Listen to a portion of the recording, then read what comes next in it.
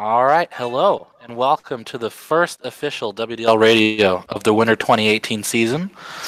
I am your host, Human Bones, and with me, as always, my partner in crime, slime, rhyme, prime time, fellow captain of the Giant Pea Shooters Alt Stab.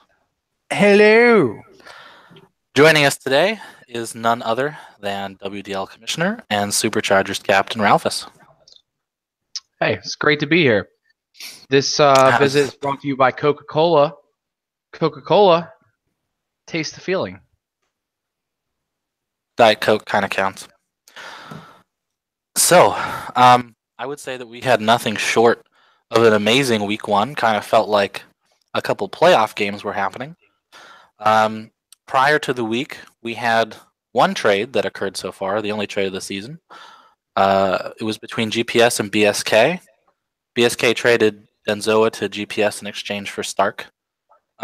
This trade had kind of a significant impact on both teams in the sense of their starting lineups, entering into the week. I think both of those people got into games. So with week one, we had all but two teams securing points for themselves. BST and GPS, they managed to get 2-round wins over BSK and professional esports enthusiasts, respectively. The Phantom Troop and Quantum Power traded some Quantum Power of Pine Sol of their own in what ended up being a tie game, giving both teams 2 points in the standings. And the Superchargers squeaked out a 3-round victory over the Sexual Panthers, giving Suck 3 points. And SXP1, I am going to use squeaked because it was my team. So let's go ahead and jump into the games here in the order that they played. We had BST versus BSK. So, of course, BST was Rosking, Infer, and Legion versus Zakin returning as captain, the newly acquired Stark, Our Hero, and Dosu. So, my thoughts Our about hero. this game, I did say, didn't I say Our Hero? I don't think you did. And Our Hero, sorry. So, my thoughts about it. You look at Ross King and the drafts that he's had over the past couple seasons. Arguably, one of the probably the best drafter over the course of the last 3 seasons as a captain. He just really knows how to build a team. So he picks up Infer, who had an amazing season last year, winning the championship, and Legion, who is always been a good, third, kind of a support player. You can kind of play him in any position.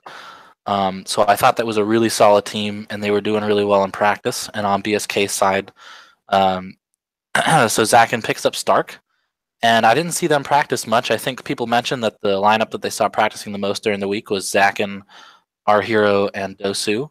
And I think that's actually a pretty solid lineup if they can get some stuff going. But during the game, I think Zakin he put Stark in there, and maybe they didn't have enough practice. He kind of just went with the the the star power factor, and I think that kind of hurt them in round one. I mean, I think they were kind of struggling. Maybe Stark wasn't as ready as he wanted to be or needed to be, and BST just they took it to them. Although it wasn't like a a right away win. I think they were tied for a little while, or it was like 2-0 for a solid 5 minutes or something, and then BST kind of blew it open. And then round two, BSK went back to that lineup that they practiced with, and I thought they did a really good job of rebounding from that, but BST was just able to take it over. So, yeah, I mean, I really liked the progress that BSK made during the game, but definitely I think you got to practice a little bit more with Stark to get him into the lineup. But I'm liking what I'm seeing, from them. You just got to get a little bit more support for the runner, and then of course, I mean BST.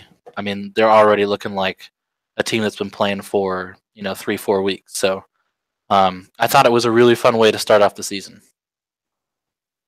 Yeah, a quick game to start off the season. But let me tell you something Bones, okay? I look at these teams.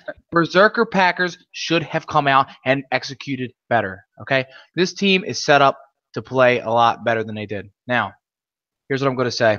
Zachin, a seasoned captain. He should know better, Bones. He should know better than to start one player in the first round and sit them in the second in the opening week. You got to pick a lineup and you got to go with it. Now, as you said, Stark, he came in a trade. The trade, was it good or bad? Who knows? But what we do know is that Stark is on that team now. If you're going to start Stark, you got to play him through the whole game. If you practice without Stark the whole week, you should start the other guys. And I think that that was a big problem for BSK. And if they want to have success going forward, they have to play the people that they practice with. It's just that simple, Bones. It's just that simple. They have to play the players that practice. Yeah, I don't know, man. I mean, here's the thing, right? Who's to say that practice wasn't going really well with Stark in that lineup right before the game, you know? And that's just, you know, that's a tough call. Stab! Did you watch the game? Did you even watch the game, Stab? I did, and so I know that it was a blowout. Roskin came prepared as he always does because he's one of the best in the league. Roskin hits the floor with Infer and Legion, returning Legion, by the way, played excellent. But let's talk about the real star of the show in this game, okay? What about Infer? 6 captures. Amazing. Incredible. Coming off a great season. He's in MVP discussion. It's that simple. Already. Wow. Okay. Well, then I must be in the running because I had 8. Just saying. Are you out of your mind? But we'll talk about that later. Listen here, Skip. No, I'm just saying, you know, hindsight, you know, we have the benefit of it. And, you know, sometimes, I don't know, some of the games that I've won in the past, I think have been won by, you know, like some lucky, for some reason, you know, like the last round of practice that we did, we switched something up. And it was like, holy shit, that's working. We went with that, and then we won like that, you know. So I get that. And plus a midweek trade, right? That's tough, right? You're coming into a new team, new schemes, new plays. You know, you got to learn the playbook. You know, it's a whole new environment. It's like, you know, cut the guys some slack. You know, not that you were really railing on Stark, but. You know what I'm saying? That was just a tough week 1 matchup in the first place. And then to go in those adverse with those, you know, adverse things, you know, like the midweek trade and, you know, swapping out players and stuff. It was just a recipe for disaster. I think maybe we'll see better things from BSK down the line. Maybe not this week, but down the line. And you know, another thing BSK did well this week. I got to give him credit. Last season, a rookie in the WDL. He came out ready to play. He was on fire with the touches. I'm talking about our hero. He had 15 touches in the first round, more than all of BST. He had 22 touches in the second round, pretty close to being equal to the other team. You know, a big problem for this team is that he's getting touches. He's only converting 5% of his touches. That's not going to do it. The rest of the team is going to have to play around him or make sure that he can get out further. You know, the stats don't necessarily. Yeah, whose fault is that, right? And he made. So he's getting the touches. He needs to convert those touches into points. The cap ratio, very low. The touches, very good. Zachin needs to put these guys in the right spot, and as the veteran, probably best player on the team, he needs to be commanding the offense from a role where he can contribute on the offense and the defense. You got to be able to support your runner. You have to. Yeah. I mean, that's one thing that I always loved about Hero is that he will get touch after touch after touch. Now, does he die on the flag? Sure. But who doesn't? But he gets the touches. If he can get out into the middle, and we saw it happen, we saw Hero get a bunch of flags out to the middle, no help. So that's one thing I think they've got to improve on next week. Hero likes to touch it. Yep. He certainly does. Now, Now, one thing I will say about this game before we move on, not a surprise. Best Ever was unanimously favored in the picks on the forum, 7-0. So the favorite won this game. Yeah. It's a well-known map with well-known players on BST. So it was kind of an easy call. Like, it would have been a risky pick for anybody going with BSK with the trade and an unknown team and kind of a known quantity on the other side. So did we talk about the map at all, by the way? Should we? Touch on it. Go for it. Just real quick. So it's Rage CTF 24 is the map. Or I forget which Rage it is. 4. 4. Okay, yeah. And it's been featured before in the final, right? Mm-hmm. Yes. Okay. And then season 3, I want to say we opened the season with it once before. It's a good opener. It's a map with the choke point right in the middle. There's 3 ways to get there, and then only 1 way to cross mid. So it kind of ends up being a slugfest at mid a lot of the times, but it's really based on timing. You know, you want your mid and your D to show up there at the right time. You know, kill whoever's following the flag carrier, and so it takes a lot of coordination and stuff. So I think that's another reason why you saw the result that you did in week 1, or in this first matchup that we were talking about. Yeah, and I think the big thing about this map too is that runners are they will turn around, they will camp, and they will hide, and they will wait for someone that has their flag, and they will pounce on them. This is a map where I think a runner has a little bit more responsibility to help defend the flag than most maps, because there's just so many places for you to hide in the other team's base and kind of make like one of those surprise, like, oh, gotcha kind of shots, you know. So I think there was a lot of that happening around all the games this week. So yeah, and that's actually why we have it at the beginning of this schedule. It's a really, in the whole wad of 32 maps, one of the best, most well-suited maps for a week 1 that there could be.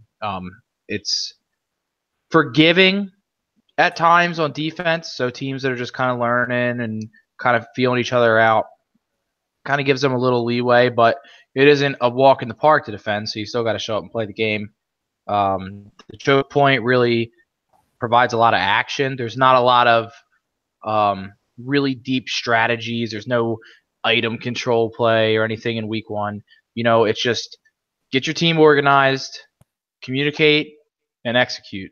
And that's what we usually try to make a week 1 map be. And I think that this season, map 24 was a good one if you just look at the rest of the games.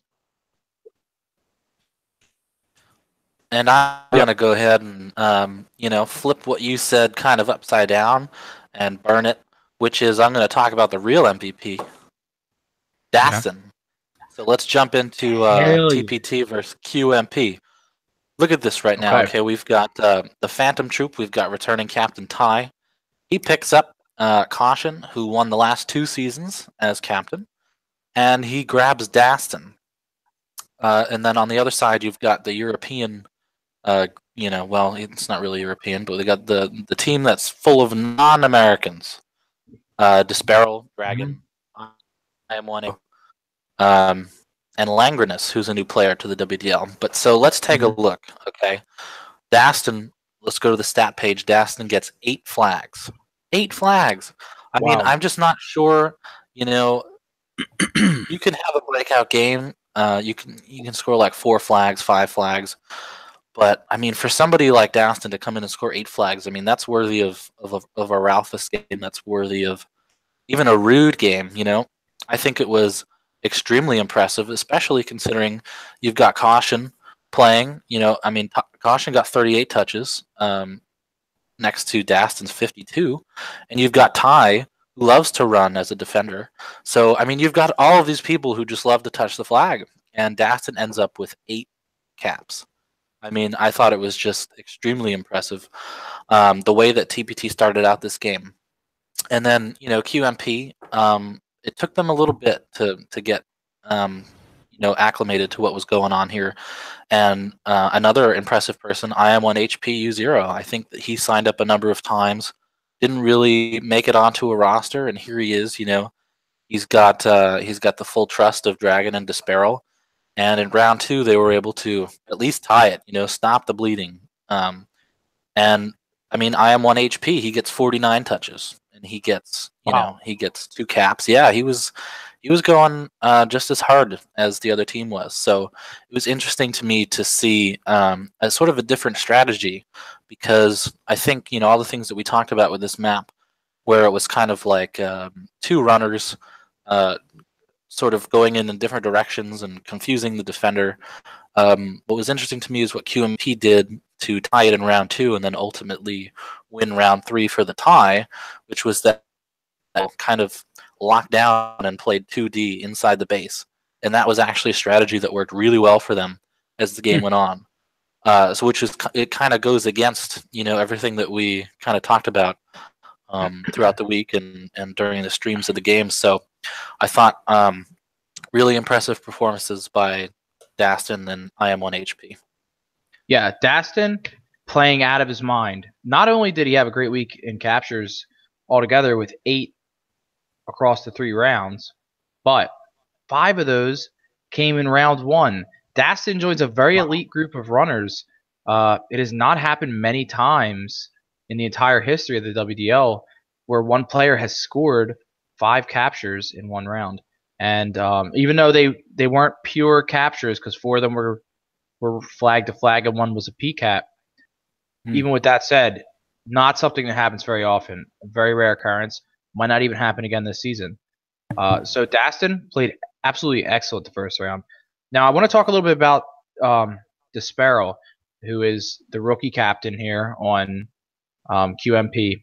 A rookie captain, but not really a rookie to the game, but a rookie captain in our league. He made the right adjustments, and he needs to get serious credit for that, because when you look at round 1, they were blown out. There's no other way to slice it. It was 5-1. Dastin shredded them. He had a 31% cap ratio. They could not stop him. They were barely getting any touches. Moving to round 2, Disparel calls for his adjustments on his team. All of a sudden, everybody's starting to grab flags. I mean, it didn't happen immediately because TPT came into that round with a lot of momentum, and they went up 2-0 right away within the first 2 minutes.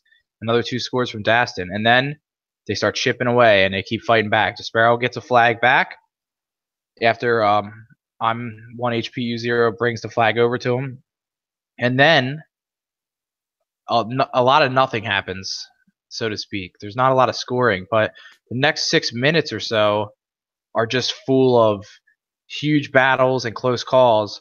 And then Dragon, a veteran player with a lot of experience and a lot of skill, one of the best players in the league, rolls right in the scores, and then I'm 1HPU0 puts one in. Now they almost win this round.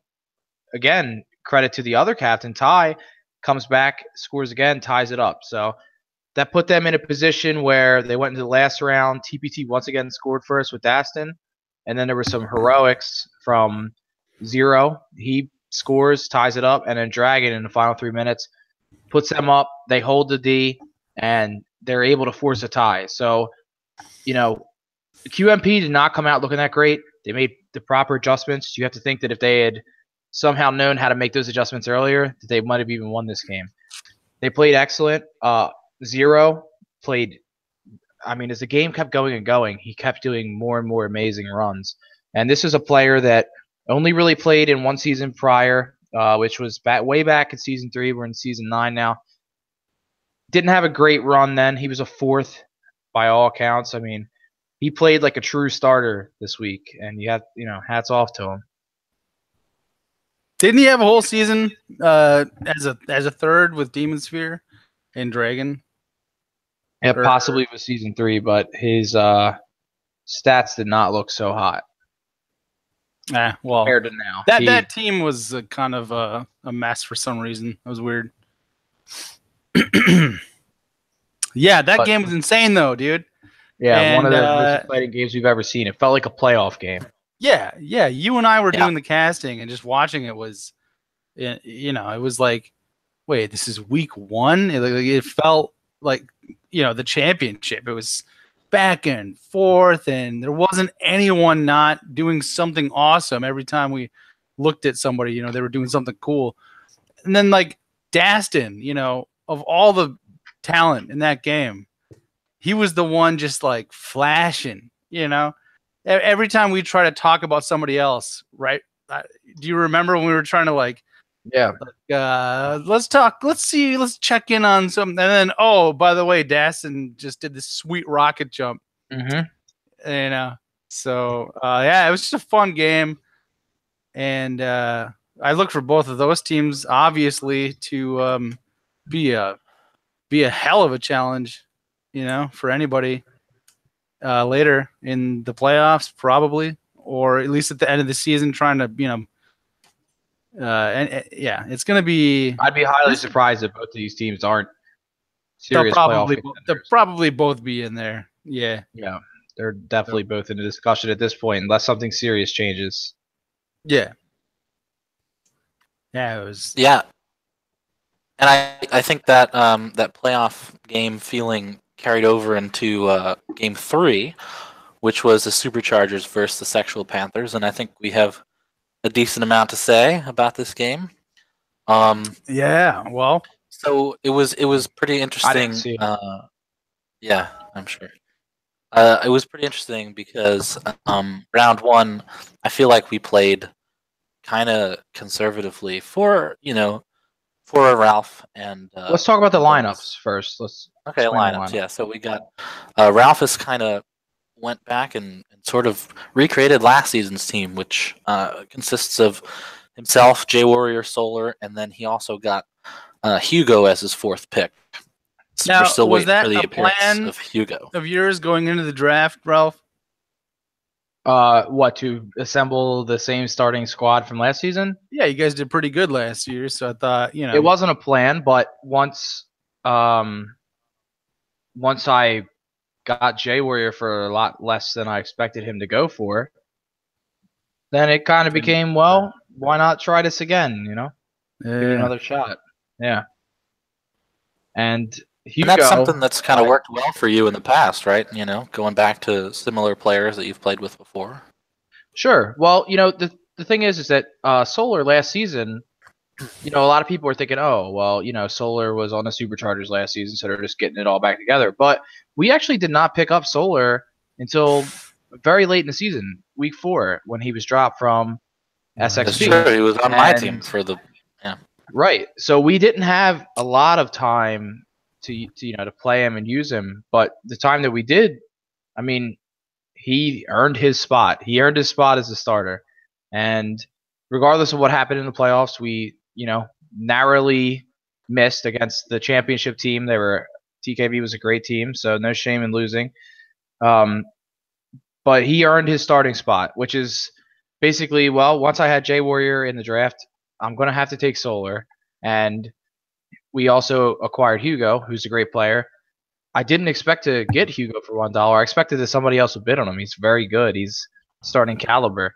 But at this point, because of the history and because of the play that Solar showed us last season, it's his job to lose. So, yeah, I'm totally happy with this squad right now. It was not something that was intentional, but it wasn't something that was an accident either, I should say. Yeah, I got you. And so the Sexual Panthers, I was able to get Rude, Tony, and Unknown, all 3 of which I've played with before. So I'll kind of answer the similar question, which was, did I go into this intending to create a team full of people I've played with before? No. I kind of looked at the draft. I mean, I think when we moved to 8 teams, things got a little different because with 6, I mean, you just got to draft differently. You got to look at it differently. With 8 Sure. teams, I kind of had like let's say I don't know what the number was, 5 people that I was willing to spend a lot of money on, and throughout I wanted to see I always like to see at the beginning, like, let's throw a big name player out there and see how much they're going to go for and see what people are thinking. That's kind of my strategy. And so I'm watching all these big names go off the board, and the one that kind of fucked with me was Disparel throwing out $28 on Dragon. And so to me that left Rude, and of course I know Rude pretty well. So I decided to go out and get Rude. I thought I was going to end up having to do $28 on him, but it was kind of a bidding war between me and Zach, and we stopped at 24. So I was lucky enough to get that. And then Tony was available. Tony, to me, I mean, I think he's played with me and Ralph probably more than anybody. Seems like every season one of us has him, and it just worked out really well. And of course, I mean, to get Unknown for $1, I mean, listen, I know Unknown is not. He's kind of unknown.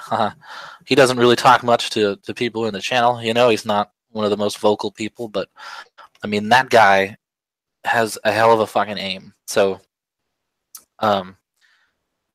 yeah, so I was pretty happy with my team, and so going into this game, we practiced a lot, and it wasn't clicking for us, and that's kind of the SXP way lately, which is it takes a week or two for teams to click, and once we finally settled on something, which honestly was like the morning of the game, where I was like, we played all day the practice before, and we just lost. I just woke up on Sunday and I was like, that's not fucking happening again, and so we did really well, excuse me, in practice.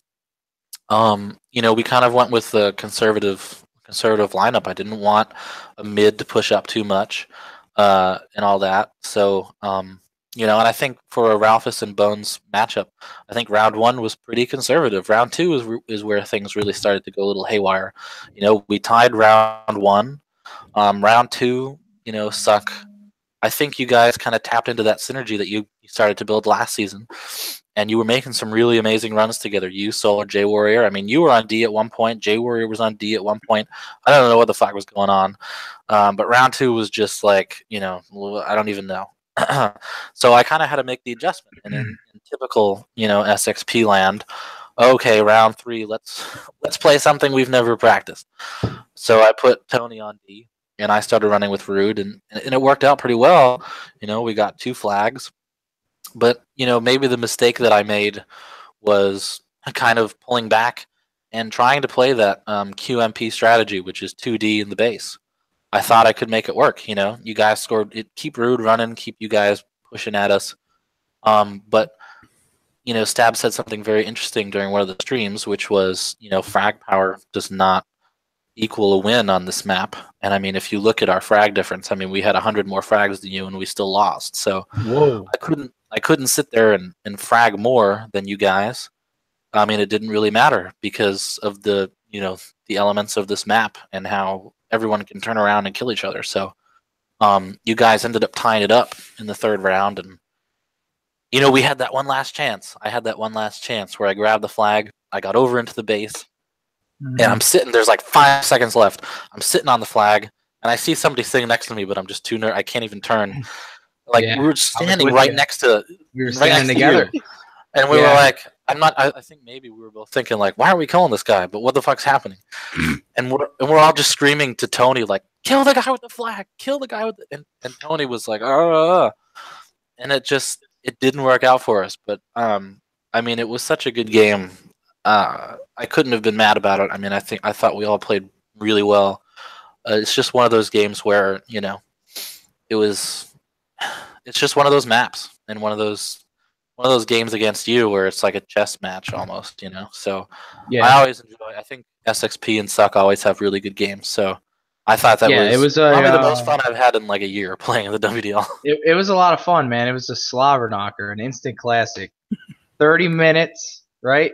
The longest game this week by far, and all tight games, right? I mean, if you look at the average points scored by each team per game, for the most part, it's 2. It's two points per game. The only exception was our team, the Superchargers, in the second round scored 4. But other than that, we both scored 2 points in all the other slots. So, yeah, I mean, to kind of let you know what our thought process was, we set up in a more traditional way for our team, which was J Warrior on D and me on mid and Solar running. We weren't having great results with that in practice. Some teams were easier to defeat than others with that. We actually played against Quantum Power, Despero's team, and we had a lot of issues with them. So we started to kind of try some different stuff. Even though I'm not really known to defend, I think I still can do it. So I said, why don't I play defense? Because I was playing a little different than Jay, where we have a little bit of a different style. He's pretty good at controlling the mid. He's one of the best mid players in the game. So put Jay Warrior on mid. I'll play D. Let's let Solar run and see what happens. And that's how we started every game. And it worked out pretty well. I mean, we scored first in 2 of the 3 rounds. Sometimes later in the game, we would switch depending on the push and the pull from your side. If we felt, because one thing we noticed was that Rude and Tony were running kind of tandem runs. They're kind of doing like pinches where they would both try to come in through both of the side entrances at the same time and kind of get to the defender. So when I was playing defense, one thing I decided was if Jay Warrior is calling them out to me, I'll just play back as far as I can, knowing that most of the spawns are in the flag room near a shotgun. I'm going to wait and take my chances against the both of them when they get to the room. And what that did was buy Solar and Jay Warrior a lot of time to push up against your single defense. And later in the games, you guys started pushing more. And so we would push out a little more sometimes if you were started to run 3. But as you said, in the third round, one thing that really helped us out in that third game was you guys almost kind of switched to the prevent D, which was you put Tony back. You guys started kind of playing more conservative than you had. You were giving us a lot of trouble. And when you started to pull back, we felt it immediately. And me and Jay were both agreed, look, we're both going to start running and playing mid with Solar. Me and Jay Warrior just kind of flipping who was D and who was mid, depending on who was dead. And we just threw everything we could at you because even though we knew that we were in for a tie or a win in that third round, we were under the mindset, with 3 minutes remaining that a tie is like, why play for a tie? We want the win. Right.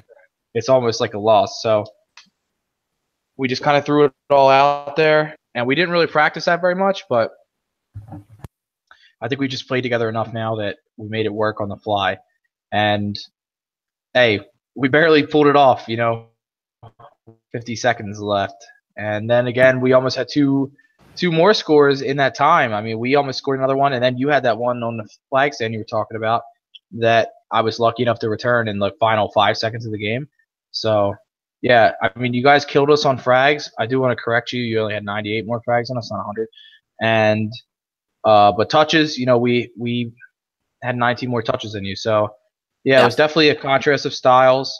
You guys are a great team. It was very difficult and a hard-fought game. And, no shame in losing to the Superchargers. It's true. Well, we heard it from both of your perspectives, so I don't know if there's really much I can add. I don't know. Just as a spectator, I was doing the commentary with Dev. I mean, it was just fun to watch. It's always fun to watch you guys play against each other, and this was no exception. I mean, this was I don't know. I almost hesitate to say like a notable suck SXP matchup because they're all so good, But it was definitely good. It was fantastic. And it made the week, just like with that and the last round that we were talking about, really rather exceptional. But I kind of forgot all the things I was going to say because I was really listening to the things you were saying about switching up strategy, like in the end of the game when you felt you felt things loosen up, that's interesting. But yeah, well, one thing that we did note though, Dev and I, was that you were on defense in round 1 and then looked like that didn't work out. So then you moved to offense again or mid. I'm not sure exactly what you did move to. Who, me? Kind of a double O. It looked like you and Solar. Yeah. So we actually felt really comfortable with me on D. One thing that we started to do was, and actually the second round was that was our most successful round. I started on D. Once we felt that we had control of the map pretty well, and we were kind of dictating the defense. One thing that I like to do historically with suck teams, and this is really easier with J Warrior because he's just a great, a really great player that's capable of playing any position, was I like to switch running styles, and sometimes that's just me by myself. If I'm running solo, I'll train a defender for like 5 minutes of a game to think that I'm just going to always do like these one or two things and then flip it in the second half of the round. But it's so much easier when you change your entire offense, right? I'm playing D. We have a lead. We're up 2. Okay. J Warrior pull back. You start to defend, and then I'm going to run. And that can cause a lot. It doesn't always work, but it can cause a lot of issues for defenders when, whoa, like, what's he doing? Like, I didn't expect to see him here. Like, is he off D? So is he going to, is that defender going to say, hey, their defender is in here running, like push, and then kind of confuse them? Or, I'm just not used to this running style. So just switching up the configuration of where the players are, I think that's something that has worked for my teams historically, and that's kind of just what we did this game, and you should expect to see it more this season. Okay, noted. But yeah, that is interesting. I mean, that's a team, a desperate team, right? You expect them to kind of start going more offensive when they do, but you don't always expect a team that's tied or winning to kind of switch it up on the fly and try to make the other team recalculate what their whole defensive strategy is. So that's actually pretty interesting. Yeah, other than that, we were just talking a lot about you on D, and how you have shown flashes before, like you and Blair on map 4 shutting down. I forget who you guys were playing. I don't know if that was a suck SXP match, but you played the corners strat and shut their team down for the entire match. Yeah, that's an old strategy. Yeah. But you've shown you can do it, so it's kind of fun to watch you pull that out again. And like you said, yeah, I think round 2, you pretty much stuck with it the whole time, I think. Anyway, but for the most part, yeah, a couple runs here and there. Yeah, but excellent working. Game. So it was awesome. Yeah, and well played by everybody involved. So. Yeah, I'm sorry. I really don't know what happened to the lights in this room. I can't get them to work again. So you can kind of see me.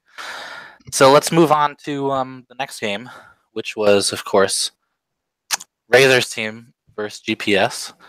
A couple things about this game, I think. We didn't see Razor's team practice much all week, if at all. I'm not sure that they did. I think for the lineup that they used was probably not the lineup that maybe would have given them the best result. We had Razor, Turska, and Pero, which I think are all very solid players. I mean, Turska is one of the best mid-O players out there. Razor is a very good runner, and Pero is also a very good runner. But you're kind of lacking that defensive frag power, which comes in place of their fourth or their other player, which is Dranzer. I think Dranzer on D really would have given any runner. I mean, he gives any runner an issue if he's defending. So I think that would have been able to open up their offense a little bit more. And of course, you can't go into a game like this. You can't go into a game of the WDL and not practice. I mean, it's just not going to work out for you, especially when you're playing a lineup that has Alt Stab, Devastation, and Denzoa. Now, these 3 people have played with each other in the past, I think, in different incarnations, and So they're all very familiar with each other. Of course, Stab, one of the best captains in the league. He always drafts a solid team. He always gets his team, into the playoffs and beyond. Dev, we all know the power of Dev. I mean, Dev's been around forever. And Denzoa, again, a very solid player. I mean, I think we were playing practice and Denzoa was like fragging over 100 frags at one point. I don't know. But he's just got an amazing aim. And when you focus, all three of those people down, you give them time to practice.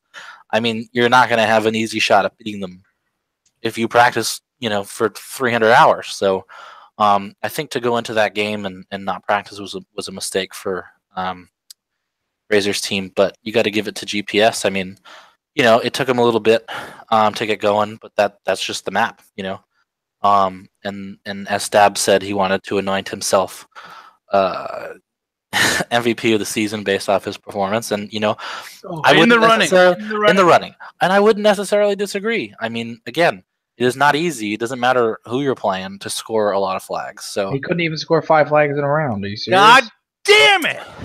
well, listen, I was he was this I was like, close. guys, As he I said, was, he I was was this.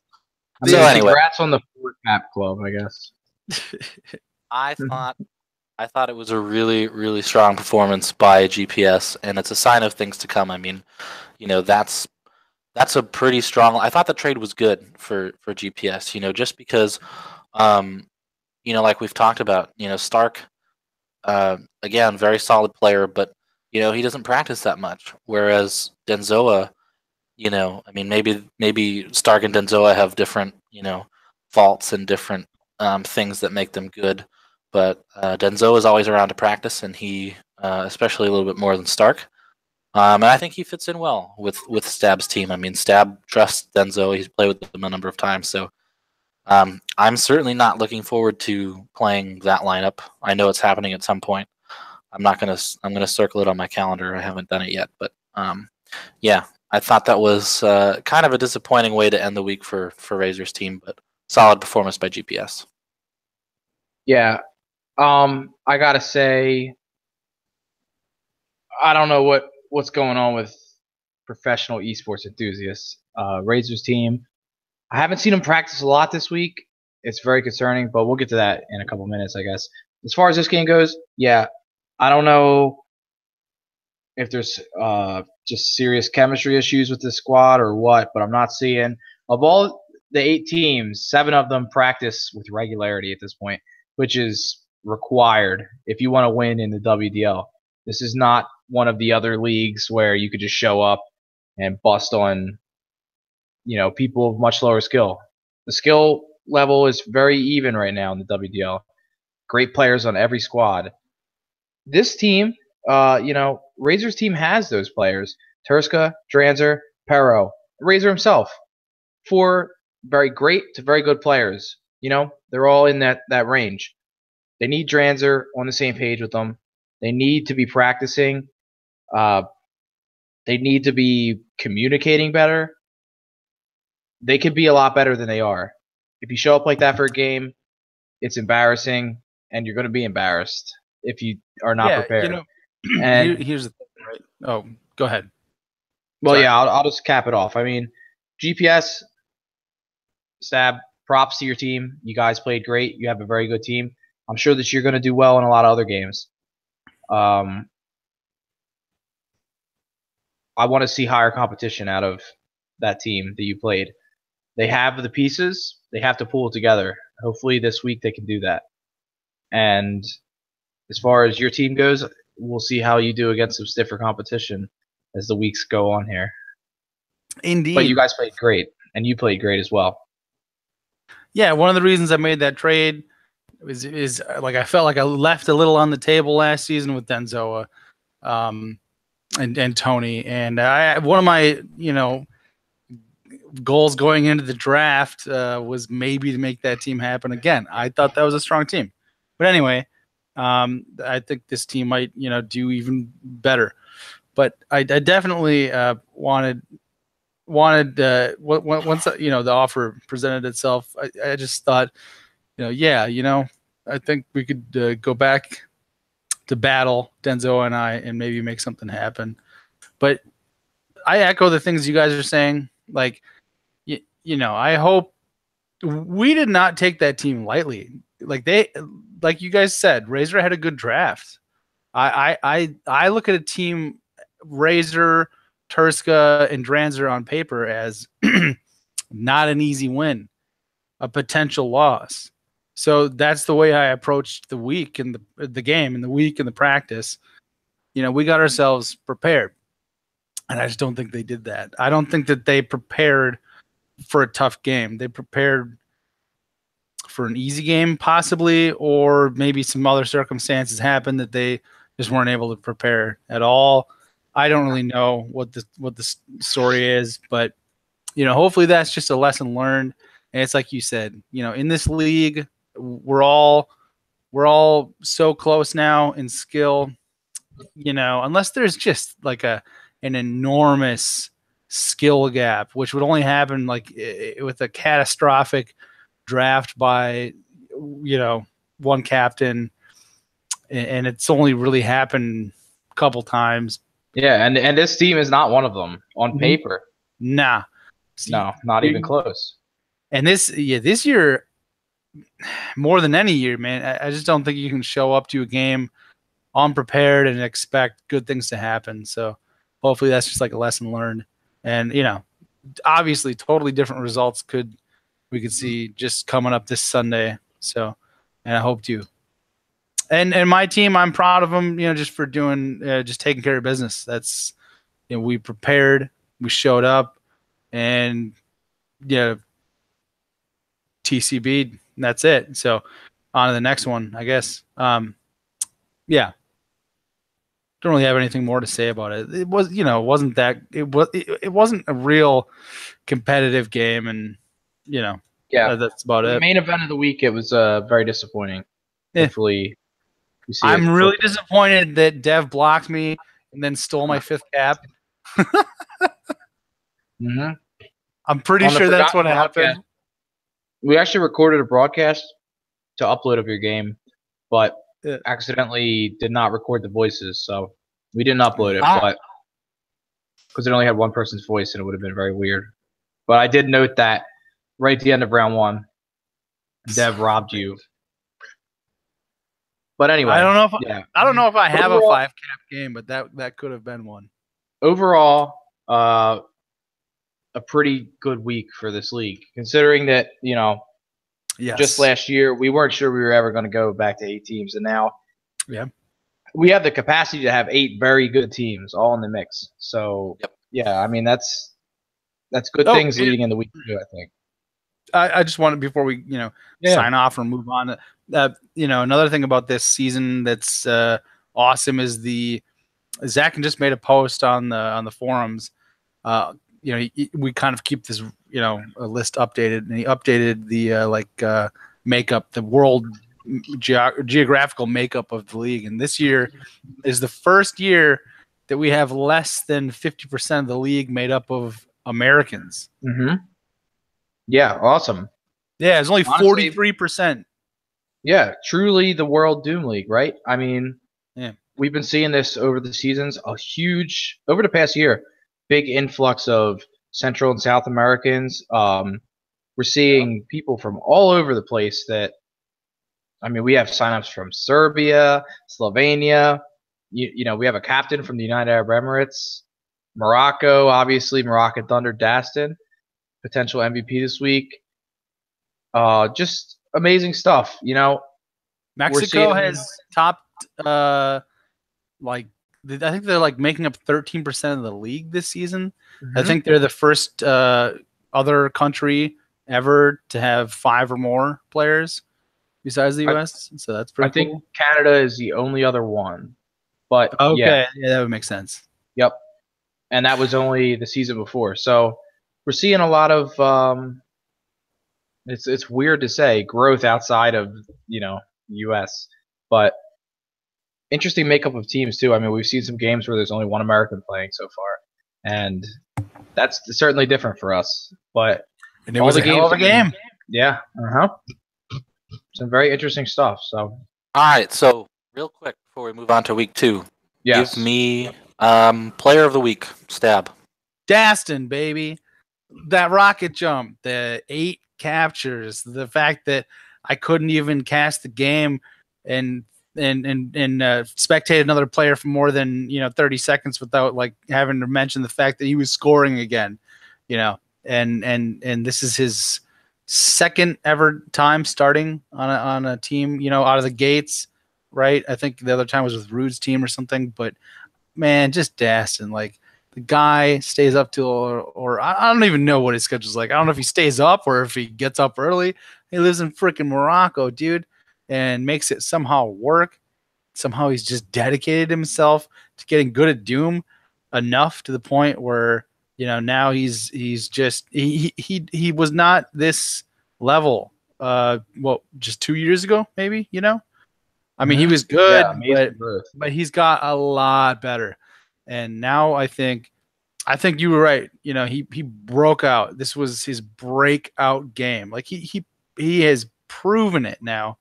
I mean, he proved that he was a worthy third pick at least, and that he belongs. And that was awesome. Awesome game.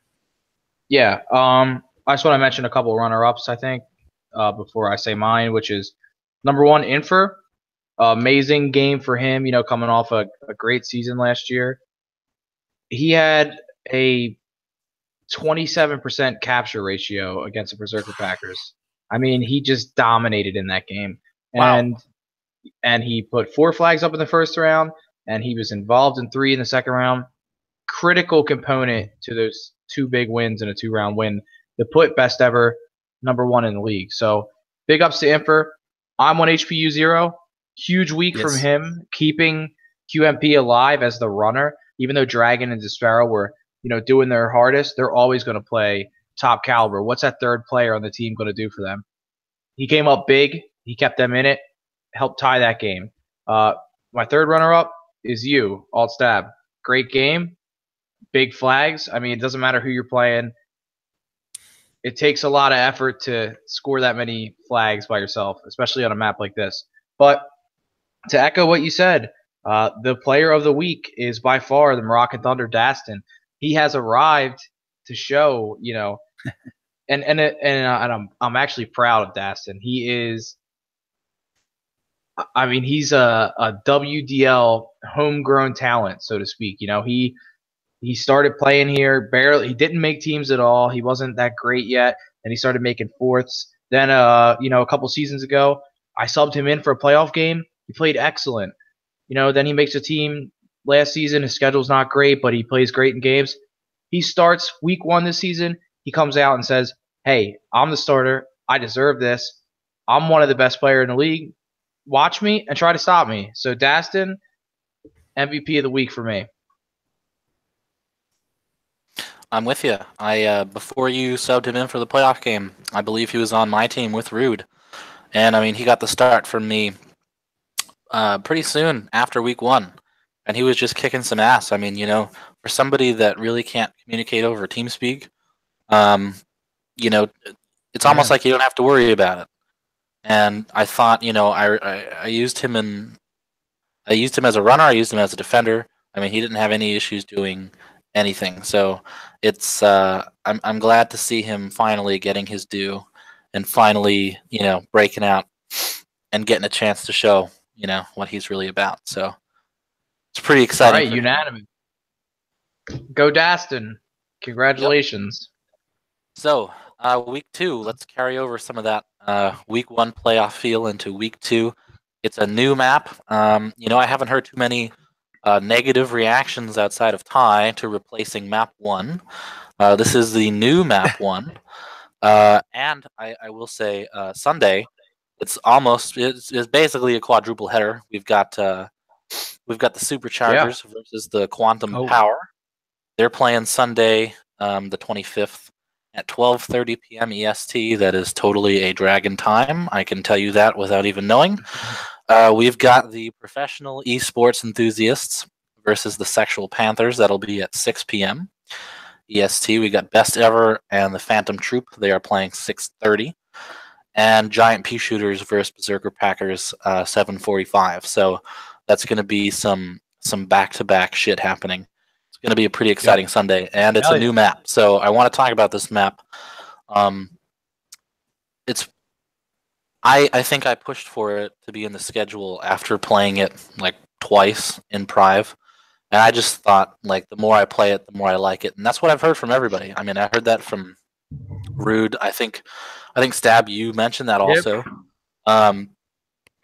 It's just a really good teamwork map, and it's kind of like it almost feels like a classic map that was made like 10 years ago, but kind of got a modern twist on it. I really like the kind of fight at the beginning for the blue armor, and that kind of happens throughout the whole game. I mean, it's very easy to lose track of the timing on that armor because the middle is just a chaotic, mess of people, and it's hard to kind of push. Like, it's hard to have two people running or two people defending. It's kind of tough if you're not if you're not accustomed to the way that the map plays, and nobody is, because nobody's fucking played it yet. So it's been a lot of fun to try and learn like what people are doing. I really like that little teleporter room. I discovered after like a couple days of playing that there's a switch in there that opens up the teleporter door from the inside, and so that kind of gives you really your only place to hide in that map. It's really, really interesting as a runner too. I mean, you can go in like 4 or 5 different directions, and the way that I've seen people play is they'll sort of, they have the ability to do this, but they'll stop basically in the middle because the map is so small. But even if you have the other team coming up and shooting from behind you, you can still kind of engage them and fire in a firefight, while returning the flag of the person running out. So I don't know. It's a really interesting map. I like it a lot. I think we're going to see a lot of high scoring games this week, because I just think teams are going to go, oh well, if we can get two guys in, we can overpower the defender pretty easily and just kind of confuse him and go in 15 different directions. And I think it's going to be pretty high scoring. I think it's going to be like 5-4 games, because it's really, really difficult to shut down on D there. So I think it's a great addition to the WDL WAD. I really think I don't know how this map went unnoticed before, but props to Ralph if you're the one that found it. Props to you for finding it. I really enjoy it. So, hey, can we talk about who made it, when it was made, and where it comes from? Yes. So it was made by JCD. And maybe that's right. His name is in the map. I've seen it. Just like map 27. I think someone else had a role in it. Unfortunately, I don't remember who it was, but it was in Ross King, the Caboose. He actually sent me a newer version of Chaos Core that's not released, with a bunch of additional maps that hadn't made it into the the wide release that's out there right now. And this was one of them. And just looking at it, I thought, well, this will probably play very well in the WDL. It has a lot of the requisites of a great WDL map that we've historically seen. It has a blue armor in the middle, which we've seen megaspheres, blue armors, all sorts of. Go ahead. I which I did not know was there until like the 3rd time I played that map. Yeah, it blends in with the wall. I mean, I'm not talking like 3rd practice or anything, but like 3rd prive or something. And I must not have been on offense or something. I must have been. I don't remember, but I just remember running by and being like, "Holy shit!" And then I discovered the switch and everything. That's gonna be fun. I love new maps. Yeah, it's got a lot of cool features. It's got some similar play features of last week's map 24. It has a choky mid with with a main entrance and 2 separate upper entrances. Very similar, but the way it plays out is a lot different, because unlike the map 24 mid, which snakes, it's kind of an S shape. You can't really, once someone turns that corner, they're gone. This mid is not only wide open, but for half of it, it has a grate, so you can see through the grate, the fence, and kind of get a view of everything that's happening in mid. Now, the one thing that's cool about this map that I think is the main drag, upper drag that aligns with the blue armor. There's 2 pillars that you can hide in, and what we're seeing is that a lot of mid is playing almost as if they're an offense to trick defenders and drop back to mid to help their team. So really interesting strategy so far. I'm sure that there's a bunch that we haven't even seen yet, because this is not only the first time it's been played in the WDL. The WAD release this year was a little bit later than usual, so it really only had about a week in Prive play before we released the schedule. But just looking at the map, we had an idea that it would probably be a good map this season. And so far in practices, I mean, it's proven to be a pretty fun one. And you're starting to see interesting strategies develop throughout the week. So with 3 days left before the games even start, I wouldn't be surprised if we see some crazy things happen and that we haven't even thought of yet. We have a lot of innovative players in this league. So I think it's a really great map. I think it's going to become a standard. And I do want to say that it felt weird to take out the original map 1. 1, 4, and 8 are kind of like the classics. But hearing from a lot of people, except for a small handful, probably time to retire map 1. We have a lot of maps that do it better, so to speak. That play that grindy push style better. We have 31, 5, 31. It's just a little bit dated for what we do, and there's probably some better options out there. So I'm really excited to see how this plays this week in the quadruple header on Sunday. Make sure you check the schedules, doomleague.org. Should be amazing. Yeah, I just think, RIP map 1. What a great map it was. Had a lot of staying power, but I don't think anybody's crying. And I think this new map, I agree with Bones, man. I think it's going to be a staple. I think it's that good, and we've only played on it for half a week of practice, and who knows what the games are going to be like, but based on practice, I think they're going to be good. I mean, you said it, right? There's a choke point, and in that way, it's similar, the 2 uppers coming down, but it's so different. It plays so different. D is not easy here. It's not easy to contain the runner. It is a fun map to be a runner on. I feel like week 1 is in a way a fun map to be a runner on, but I mean, it's also kind of not. But this is it's like banging your head against a concrete wall and hoping that you finally break through. Yeah, but there's still some stuff you can do. Week 1, I'm talking about. Week 1, yeah, I know, but that's why I mean, like, I don't know why I would say that, but like, it is still kind of fun to run on just because you have the 3 choices and you can make the wooden jump, whatever.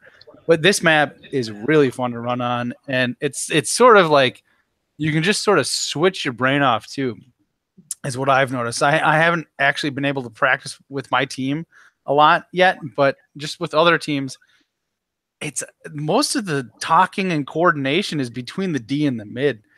The offense, yeah, right. I can sort of just like I might just turn TeamSpeak off and just go. I mean, I won't, but you just kind of do your thing, and all the runner's gonna go is all he's gotta say is I'm out, and then you're just like, okay, there's only so many places you could be out. Let's push up and help you. So. Right, it's almost a completely separate game between you and their D, and you're just like, playing mind games. Like there's that big pillar, like on their side, and you can do things like run and then just stop, and then hopefully they go by, and then maybe you can go back the other way, or maybe you just cause them to miss a shot that they pre-fired, then you keep going. Once you get into the base, you can hit the switch and juke like you're going, to hit the telly, or you can hit the telly. Or you can grab the flag and hit the telly. Then there's a crate that you can go out the back way. So it's almost like you're playing your little game against the D, and then like you said, once you've succeeded, in your little ruse or whatever, then you just go, meet me at mid, motherfuckers, I'm coming. So it's fun from an offensive standpoint. Yeah. From what I have noticed, not that I'm playing. Oh, I'm not giving away any strats here. All right. I think we're going to see a lot of defense and mid arguing this week. Yeah, I could see that. I mean, I've already had that with my team. Just it's easy to get spun around with the top air, the main top stretch to come in towards the crate and the flag. It's really easy to spin a defender around because you can't see anything up in there. So do they come back out? Are they going to drop back and kill the runner? Are they going to come in the main? Are they going to drop down and get the flag? Dude, tell me what they're doing. I was just in a practice before we started radio, and I was in the base and had killed the defender, and he had spawned outside of the base. I grabbed the flag and I missed the crate jump 3 consecutive times. It's the easiest. This isn't map 29 even. This is the easiest jump in like Odomex base jumping history. Because there's a little pillar or like a little lift right before it, so you almost don't even have to jump. Yeah. Baby's first jump. You could fuck up your jump and just Mm-hmm. And somehow I did it, and then I just said, "Fuck it, I'm going straight out." And the D had no idea. One was like the mid was engaging with his back turned. The D thought I was somewhere completely else. I didn't fire a shot, and I had a clean cap. Like that, just like you guys are saying. Like, it's going to be interesting between mid and D, and it is also, Bones. Yes, very easy to lose track of the timing on the blue because there's so much going on. Or I don't know why. It just is so far experience wise. I think because if you're gonna kill, let's say like one guy's going the top way, the other one's going like towards the telly, and you kill them both, right? Yeah. It takes 3 seconds for them to get across the map, so you're already you're already chasing them, or you're already going in this direction.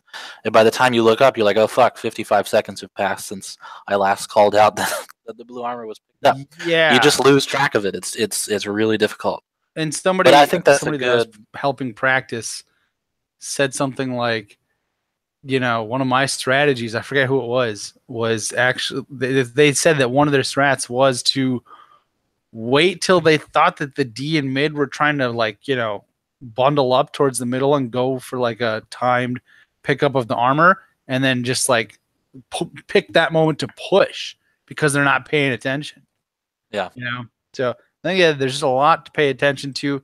You can see everything with the grate in the middle, but and then there's grates that you can see into the base with too, that the defender can see into. But there's also like the strategically placed pole that a runner can use to get around, and I don't know. I just think overall it's a really well balanced map. Yep. And I've seen some interesting strategies so far that I don't want to reveal because they're from other teams, but they were very effective, and I can't wait to see how they play out in their game this week. I mean that they have a big game this week, so. And I would say this is the rare occurrence of a new map that people don't hate right off the bat, and then learn to like after the games. Like as far as we know, anyway. Yeah, well, yeah. Let's wait for the weekend. There's going to be 4 teams on the losing end of this, so. Yeah. And, but it seems like people like it. Yeah. Speaking of the 4 losing teams, let's give a little commentary on some of these games and some predictions real quick. And feel free not to give any commentary on your own game. But to me, this is arguably game of the week. I think there's 2 games that everyone should be circling here, but this is the first one. It's the Superchargers and Quantum Power. A very interesting matchup in my opinion, because I think you gotta take it player by player. So if you take Ralphus and J Warrior and you match them up against Dragon and Disparal, okay? I mean you got 4 people who have very similar abilities as players. You can have Dragon can defend, Dragon can run. Ralphus can defend, Ralphus can run. Disparrow, we've seen Disparrow do the same thing. I mean, Disparrow's a great runner, and he's also, a preeminent defender. Same with Jay Warrior, and I think that is a really interesting matchup to me. And so then you're gonna have to look at the performances of Solar and IM1HP U0. How are they gonna fit into this? Um, like I was saying, I think it's gonna be pretty high scoring. I think Ralph is probably. I mean, in my opinion, Ralph is the most prolific runner. So stopping him here is going to be difficult. So I see Suck having an edge in that sense. But you can't discount the power of whether it's Dragon or Disparel. You're the best runer. Yes, you are, Stab. Can't discount the quantum power. That's true. The power of Pine Sol. But I'm just going to go ahead real quick and say Suck's going to take it in 3, but I think it's going to be, I think this could go either direction depending on how well the teams play and adjustments that are made, because it's a brand new map. You never know what's going to happen. So, but right now I got to go with Suck in 3. I made a prediction on the website, and I don't have it in front of me. I think I said Suck in 3 as well, though, because, I mean, you can't just discount everything we saw in week 1, all the good shit from QMP, as good as Suck is. And it's week 2, so they've had some time to come together. Seems like maybe that happened in game 1. And towards the end is when QMP kind of came together and showed us their potential. So I think it's going to be a tough, close game, and I wouldn't be surprised if it went either way. But I do feel like Suck is the type of team, and we just don't know what type of team QMP is yet. We've had a whole season and some playoffs to see, and what we know about Suck is that they're adaptive but aggressive. I don't know. I just think it's going to suit them here, and help them. That I'm going to give them the edge because of that, but. Again, could go either way, but I'll say Suck in 3. Suck in 2. All right. So next game, we have professional esports enthusiasts versus SXP. The only thing that I'm going to say about this game, because it's mine, is I hope that the other team is able to improve on their practicing from week 1, because I think that this map could really suit their players. Yeah, so I'll kick this one off. I agree 100%. They professional esport enthusiasts. This team has a lot of talent. Do they have, they got to have some leadership and get it together, And I think with some practice, they could be a serious thorn in the side of SXP. SXP, however, veteran captain. All veteran players. Even if the esport enthusiasts practice, I think they can put up a good fight.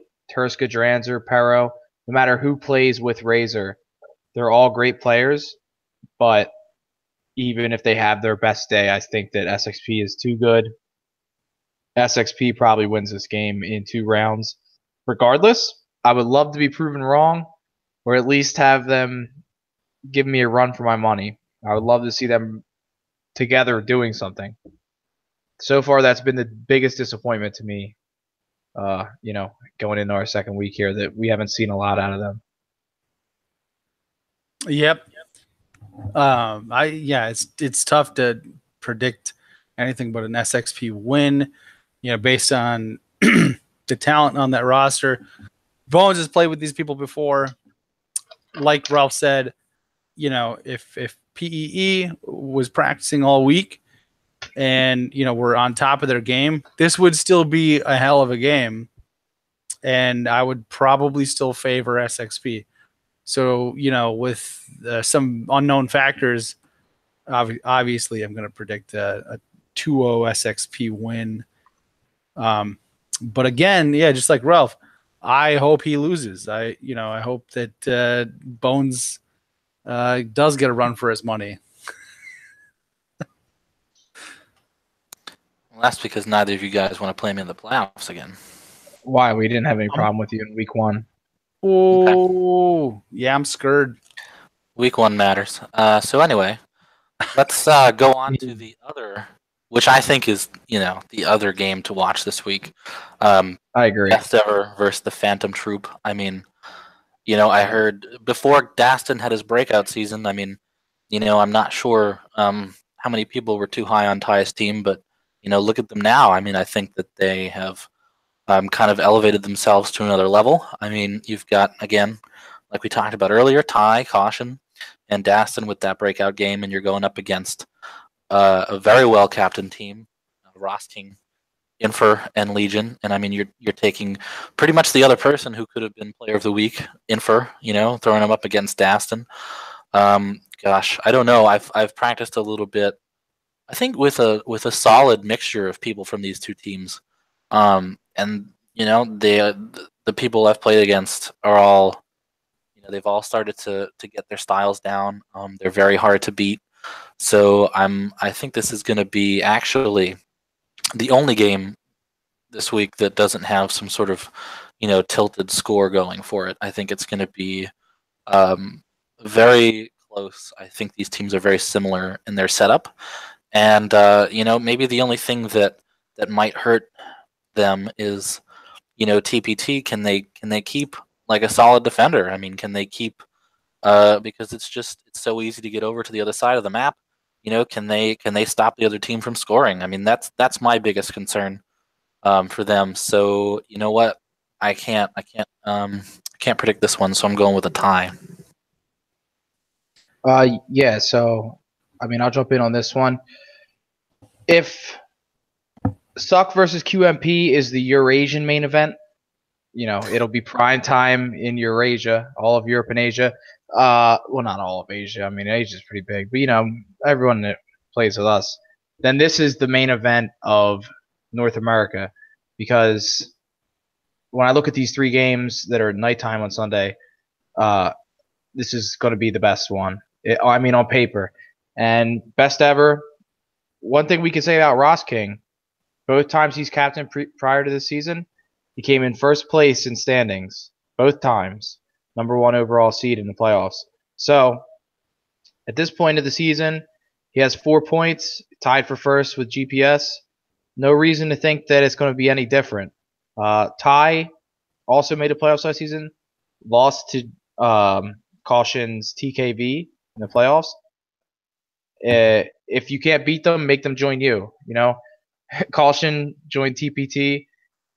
I actually see TPT playing very well here, and even if they play Skull Rush, who is a great player, I had an opportunity to practice with him, played great. So, I've heard the criticism of TPT is that, they don't have a third. Well, that's just wrong. I mean, they have 2.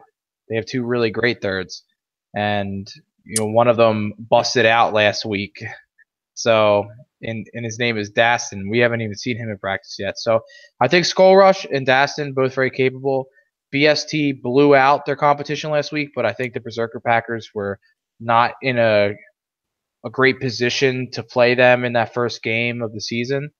So, I think this is going to be a more even test for best ever, a better competitive environment to for a good game to happen. And so, if I have to make a prediction real quick, I predict that TPT will win this 2-1.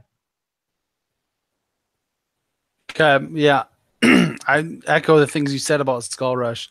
In week 1, I remembered TPT playing with Skull Rush and Daston in practice, and they were beating teams, like full teams, Yep. like starting lineups. So, what you said about them not having a third and actually having, 2/3 is absolutely true. That's a strong team, and they got the 2-time champ in Caution. Daston broke out last week in a big way, and then Ty, he's an OG. We all know what he can do. So I forget what my prediction again was on the. Ty does excel on map 1, I will say. You predicted a did very 2v2 well win 2-1. in map slots did? on map 1. Yes. Oh, good, because I was gonna say I might have predicted BST, but I was changing my mind, and so I guess I'm just gonna stick with what I said. I just think that this map suits them really well, and I think that they're going to be a really good team. We've seen it already, and yep. So, not that there's not that there's any weakness in BST's game, you know. No, not at all. They're both great teams. I could see it going either way. Yep. Should be the Yeah, game I of the night. definitely. I would not be surprised if BST won. So. And finally, we've got GPS versus BSK. After BSK's performance last week, it would be hard to pick them to win, especially after the way that GPS played. I think actually though that the map is going to help them out a little bit here. They've got two really heavy fraggers. Actually, three really heavy fraggers. They've got Zach and Stark and Dosu. And they have a pretty creative runner in our hero. So really, it's just about how they're going to set that up to get the flags out. And maybe my biggest issue with them in week 1 was their inability to help hero in the middle. And this map might actually favor him because he can confuse people, and maybe he won't need so much help crossing the middle and getting over into the base. But I have a hard time picking against GPS here. I think they were firing on all cylinders already last week. But of course, story of the underdog. I'd like to see BSK give them a run for their money. I mean, you got a pretty good team over there. You just got to set it up the way that it needs to be set up to be productive. So yeah, I mean, I'd love to see that, but I'm gonna have to go with GPS in 2 here.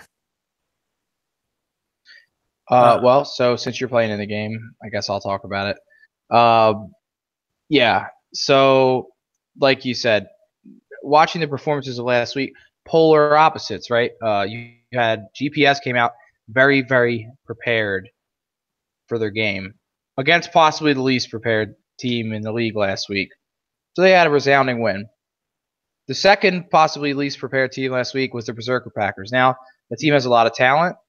I think that Zakin is still trying to figure out what to do with that talent, where to put everybody. But as Bones here said, this is definitely a map that I think caters to their strength. They have a lot of fraggers. They're very good at controlling mid.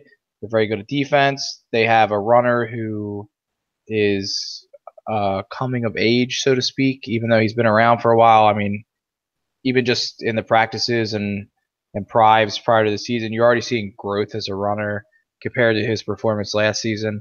And he had, one thing about last season with our hero is that his team didn't really win any games, but he did, have an opportunity to play in a lot of games. And not every player coming up through the system has that opportunity always. Daston is an example. He took every opportunity he got, but he was not getting a full season to just play it out. And our hero had that benefit to kind of get back in the groove of the league system. So I think he's playing well, but all things said, I think that Berserker Packers will show up way more prepared, possibly could take this game. I would not bet that they will take this game. I'm going to have to say that GPS wins this in 2. However, they will be close games. They're not going to be blowouts. Yeah. It's not going to be 5-0, 5-0. I'm thinking something like, 4-3, 4-2, something along those lines as BSK kind of continues to improve.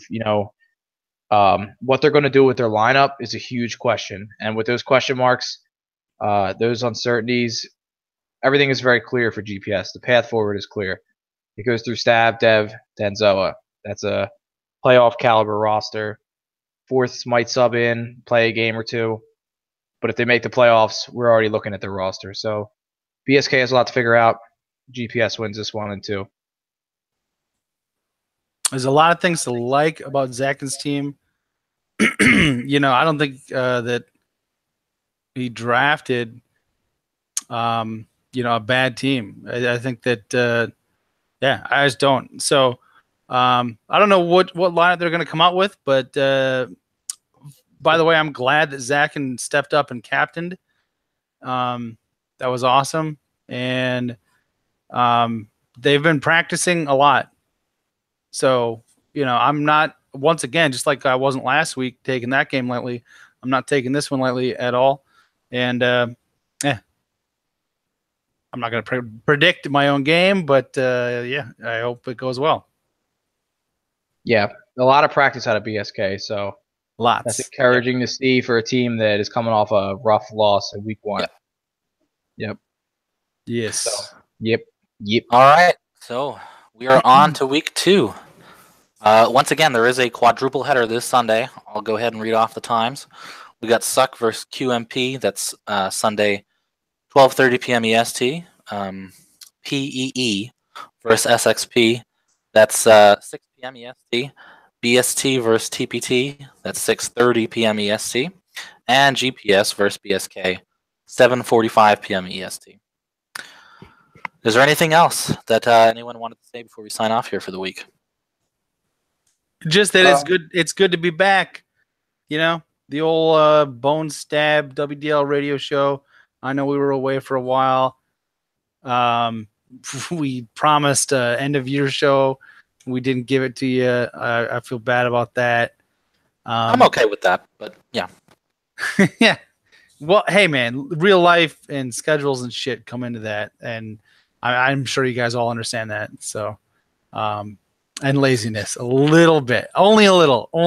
But you guys seem to like it for whatever reason. So they just want to hear their name said. Yeah, probably. Yeah. Anyway, I'm glad to be back. So. Oh, and I think those two will have a great week. Yeah, I do too. Mm. All right, so this has been WDL Radio, week 1. We will see you guys next week, where we'll talk about week 2 and week 3. Thank you to Alt Stab and Ralphus, who's flipping off the camera. See you later. Wow.